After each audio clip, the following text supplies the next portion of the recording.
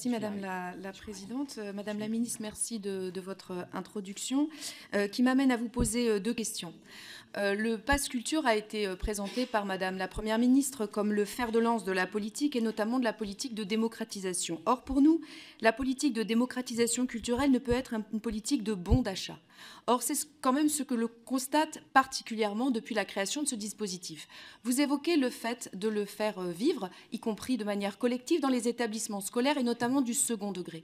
Cependant, ce que l'on constate dans le second degré, c'est beaucoup de diminution de postes, de fermeture de classes, de baisse des dotations horaires.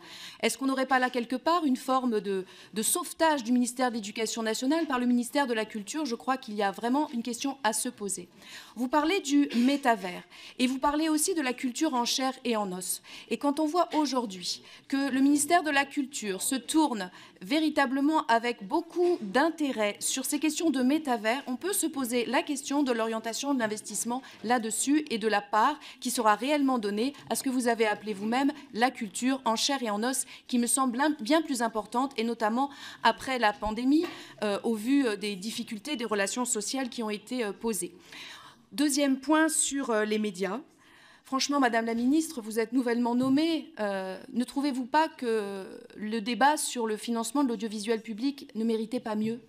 Mieux qu'un amendement passé en PLFR sans réelle concertation, sans réelle réflexion collective, alors qu'on sait depuis longtemps que la situation actuelle n'était pas durable?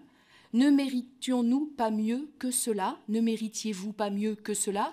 Vous nous dites que l'indépendance est assurée, vous nous dites que la visibilité est assurée. Nous en doutons très fortement. Nous considérons au contraire, au vu des éléments qui nous sont donnés pour l'instant, que l'audiovisuel public, dans son indépendance, est réellement remis en cause.